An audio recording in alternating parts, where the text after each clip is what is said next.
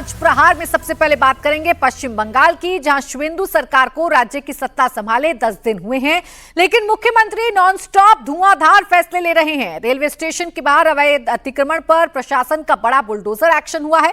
पूर्व बर्धमान में तो बुलडोजर के डर से खुद ही लोग दुकानें तोड़ रहे हैं। शुवेंदु सरकार ने एक और बड़ा फैसला लिया है। सॉल्ट लेक स्टेडियम के बाहर ममता बनर्जी की डिजाइन की गई मूर्ति हटाई जाएगी। इसके अलावा अभिषेक बनर्जी की मुश्किलें कोलकाता नगर निगम के नोटिस के बाद बढ़ गई हैं। गैंगस्टर सोना पप्पू को ईडी ने अरेस्ट कर लिया है। पांडेश्वर में टीएमसी नेता को पुलिस ने अरेस्ट कर लिया है। कुल मिलाकर बीजेपी की सरकार या शुवेंदु की सरकार इस वक्त पश्चिम बंगाल में ताबड़तोड़ एक्शन कर रही है। शुवेंदु सरकार का सबसे बड़ा टारगेट अभिषेक बनर्जी का डायमंड हार्बर मॉडल है। डायमंड हार्बर की फलता सीट पर परसों वोटिंग है। आज फलता में सीएम शुवेंदु अधिकारी का रोड शो होने वाला है। फलता से जहांगीर खान टीएमसी का कैंडिडेट है।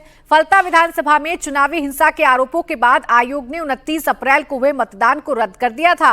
अब फलता में 21 मई को दोबारा मतदान होना है। चुनाव कैंपेन के लिए आखिरी 48 घंटे बचे हैं। इस बार के विधानसभा चुनाव में बीजेपी ने बंगाल में बंपर जीत दर्ज की है, तो फलता की लड़ाई शुवेंदु सरकार की पहली परीक्षा मानी जा रही है। सीट पर पिछले 15 साल से टीएमसी का कब्जा है, लेकिन इस बार लड़ाई कांटे की है। फलता में टीएमसी कैंडिडेट जहांगीर खान के दफ्तर पर ताला लटका हुआ है।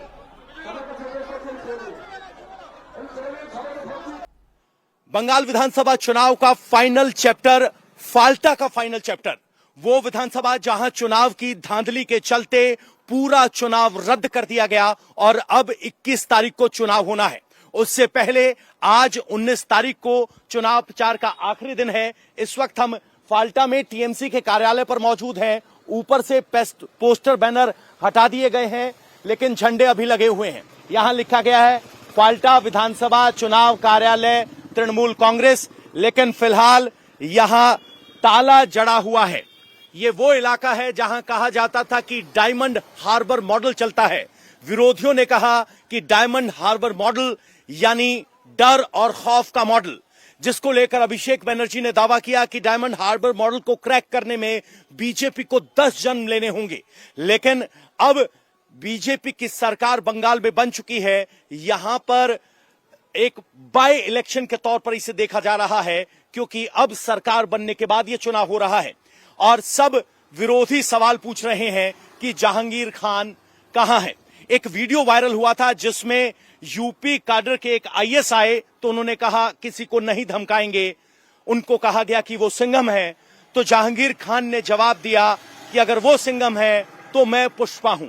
लेकिन अभी फिलहाल जहांगीर खान और पुष्पा का दफ्तर बंद है। यहां सन्नाटा बिछ रहा है। सामने अगर आप जाएंगे तो कार्यालय पर कोई हमला ना हो, इसकी वजह से यहां वेस्ट बंगाल पुलिस के जवान तैनात हैं। सामने ये लंबी चौड़ी पार्किंग होती थी जो कभी टीएमसी के काल में हमेशा भरी रहती थी। अंदर आप देखेंगे तो अभी भी आपको पोस्टर बैनर का ढेर दिखाई दे रहा है। एक अभिषेक बनर्जी की तस्वीर यहां पर हम देख पा रहे हैं। अभिषेक बनर्जी की एक फोटो पड़ी हुई है, लेकिन वो पोस्टर बैनर अब सब सिमटकर चुनाव कार्यालय में आ चुके हैं।